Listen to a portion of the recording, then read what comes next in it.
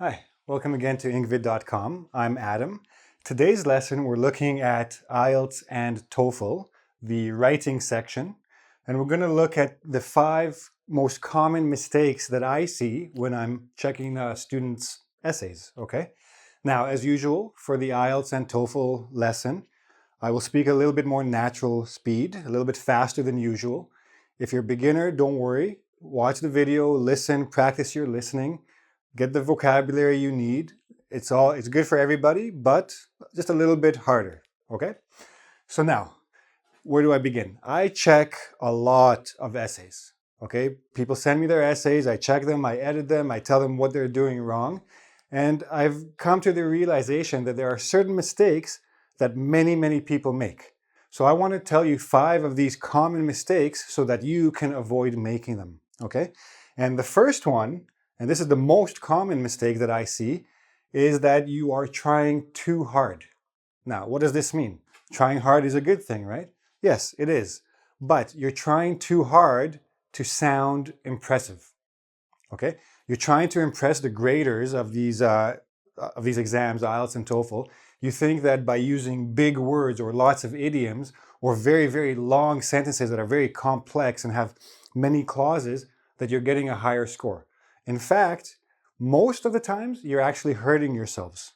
Why? Because you're using words incorrectly, you're using them inappropriately, meaning in the wrong context or the wrong usage or in the wrong parts of speech. You're using a verb when you should use a noun, etc. When you write very long sentences, quite often you have run-on sentences, meaning you have 2 independent clauses in one sentence and no punctuation and no conjunctions, and then the whole sentence falls apart and means nothing. And also, a lot of people use idioms because, yeah, idioms will get you extra points, but they're using them incorrectly or in the wrong context. Again, make sure you know the words you're using, make sure you know the idioms you're using, and shorter sentences can actually be better. Simple is often better than complex. If you think about, as an analogy, if you think about cooking, the more spices you put into the dish, the less you taste the actual meat or the actual core of the dish.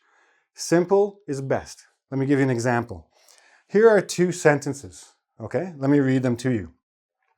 The CEO, Chief Executive Officer, like the head of the company, the CEO's tenure at the company was abbreviated due to his reluctance to integrate more females into upper managerial posts, thereby drawing the ire of the board, who consequently relieved him of his duties. Now, this sentence is perfectly okay. It's grammatically correct, all the words are being used correctly. But if you can write a sentence like this, the way that I wrote it here, then you don't need to worry about the IELTS or the TOEFL. Your English is obviously very high level. If you can do this, then this test will be very easy for you. However, a lot of people, a lot of test takers try to write this sentence and then they end up making many mistakes. They don't use this word correctly, abbreviated. They say abbreviation. Okay, that's the more common thing of it. Abbreviated means made shorter. Okay? Reluctance, hesitance, like not really wanting to. This word, ire. I write all the time. I write for a living. I never use this word ire because it's so old-fashioned. And then also, it's a small word, right? So you don't need many syllables. You don't need very rare words. You need to be simple. You need to get your message across. The most important part of the test is answer the question. They give you a task, answer it. Answer it clearly, concisely, means use fewer words, not more words. If you can say the same thing in fewer words, get the message across, make it clear, make the reader interested, then you'll get higher points than if you write something like this, okay? Let's look at this sentence. The CEO's time was cut short because he wouldn't promote women to top positions, which angered the board, who then fired him. Okay, look at the 2 sentences. This sentence means exactly the same thing as this sentence. Much shorter, much simpler words, much more direct delivery of the message. Now, tenure, time, same thing. Tenure is a nice word, but if you're not going to use it correctly, then you're going to lose points, not gain points. Better to write time and get the message across than write tenure and use the word incorrectly, which means you don't actually know it, and you make the whole sentence confusing to the reader. So you're actually doing two bad things. We call this a double whammy, in case you need extra expressions. A double whammy means you're hurting yourself twice. Okay, so don't do that. Ire. Just say angered. Now, if you can use the word angered, this is a high-end word. And now you're thinking, angry? Angry is not a high-end word. Yes, but I didn't say angry. I said angered. If you can show the graders that you know this word so well that you know how to use it as a verb, because most people don't. Most people only know angry or anger, the noun. Very few people use this word as a verb. Use this word as a verb and you have your high-end vocabulary. You get your extra points. Use ire incorrectly and you're actually losing points. Okay? Same idea, fewer words, simpler words, the message is clear and to the point.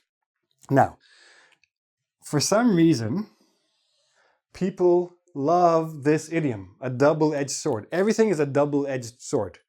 The problem with a double-edged sword is that there's two sides to it. And most people don't realize that, right? If you're going to use an idiom, make sure you're using it correctly.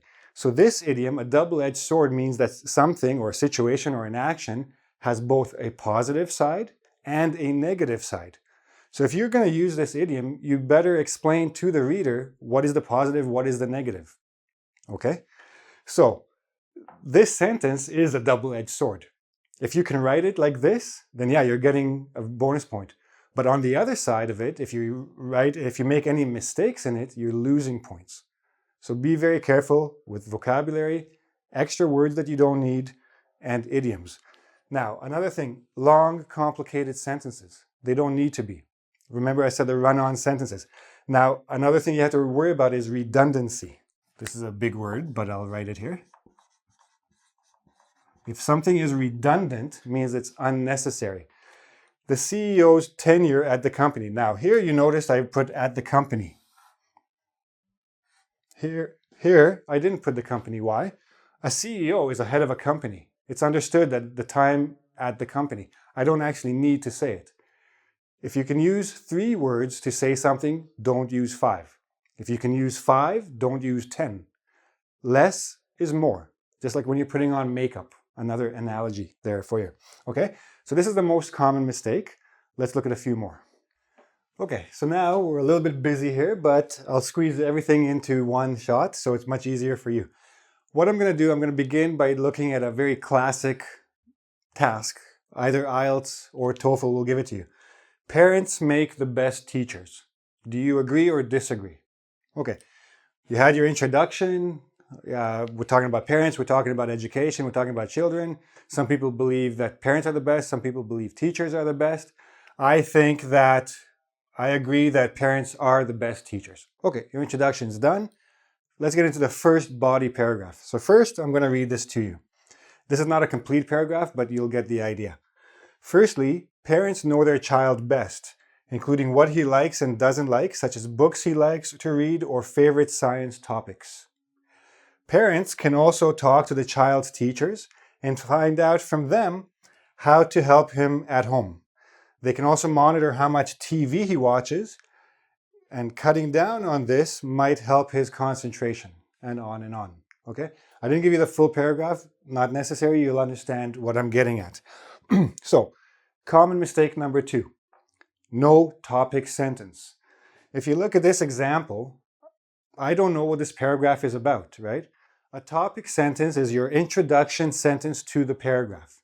It's very important to remember that one paragraph has one central idea, okay?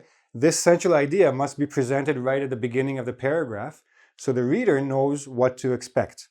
So in this sentence, we're talking about parents know their child. They know what he likes and what he doesn't like. They know what books he likes. They know what science topics he likes. What is this paragraph about? Is it about books? Is it about choosing his books or choosing his science topics?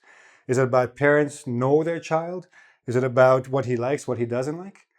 I'm assuming that it's parents know their child best. Okay? So it's about the parents' knowledge of the child. That is what this paragraph is about. That is why they are the best teachers, because they know their child. Put a period here, and then start with your reasons. This is your topic sentence. This is what the paragraph is about. Stop, start giving me your support. Start elaborating on this key point and giving me the details, reasons, examples, etc. Too many ideas.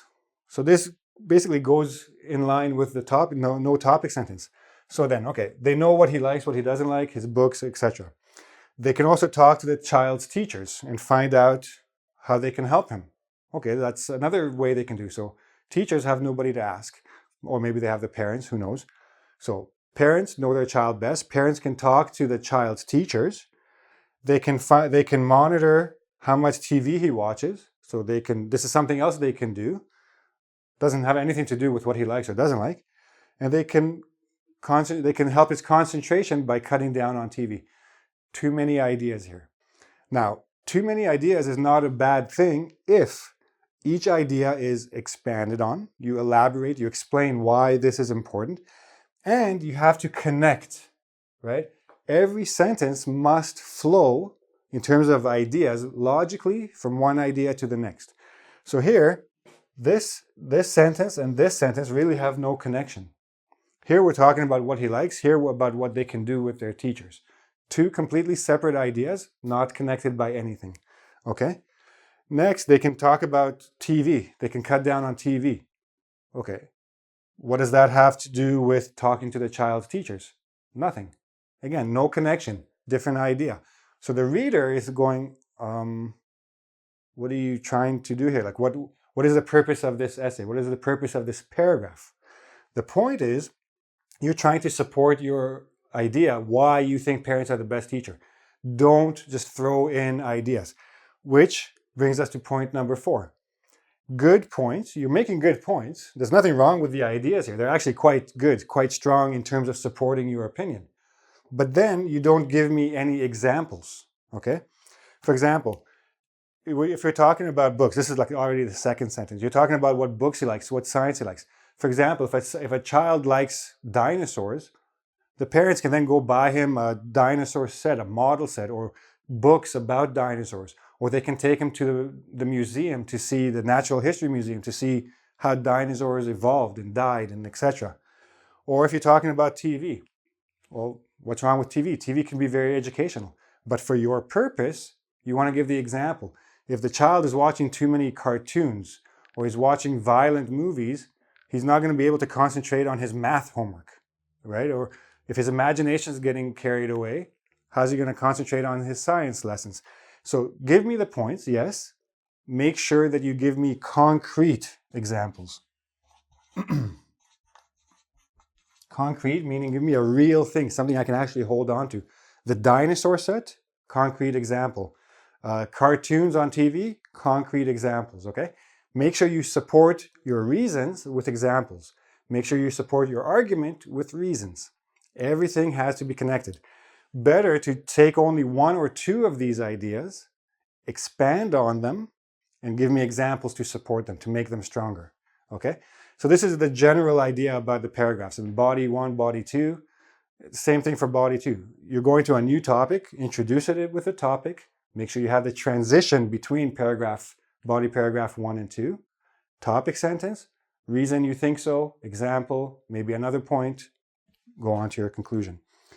Now, this one, the last one, this is actually a bit of a pet peeve.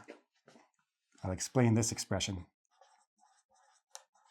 A pet peeve is something that you find really annoying, right? Something that happens all the time and it really bothers you. So I've had many students and I've explained to them this point. I'm going to explain to you in a second.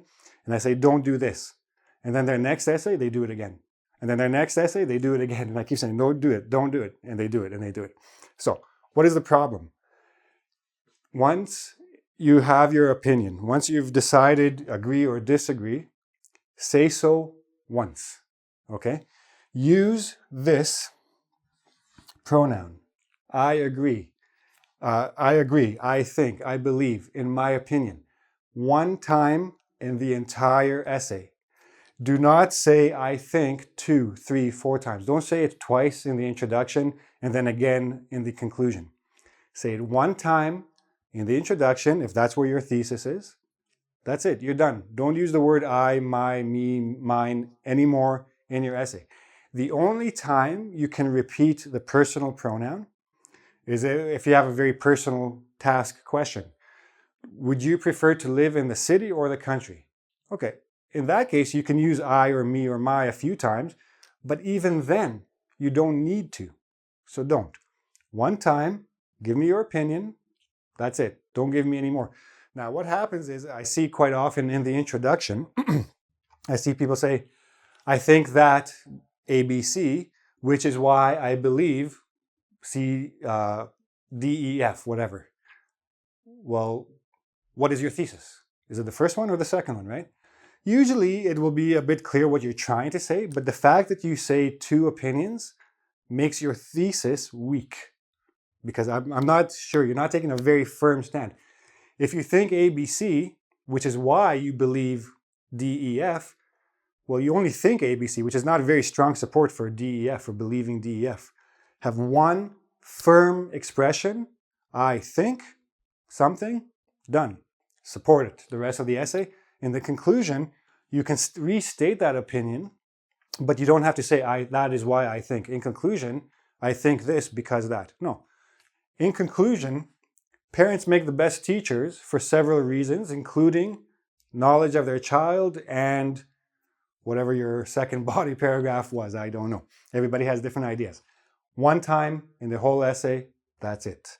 So, these are the 5 common mistakes people make. Try to avoid them. Your score will go up right away. I can promise you that. If you have any questions, come to engVid.com. You can ask me questions in the forum. I will put a quiz to make sure you understand the key concepts here. If you need extra help, please visit my site, write2top.com. I have a lot of useful tips for writing there as well. Subscribe to my YouTube channel and come back soon. I'll see you then. Bye.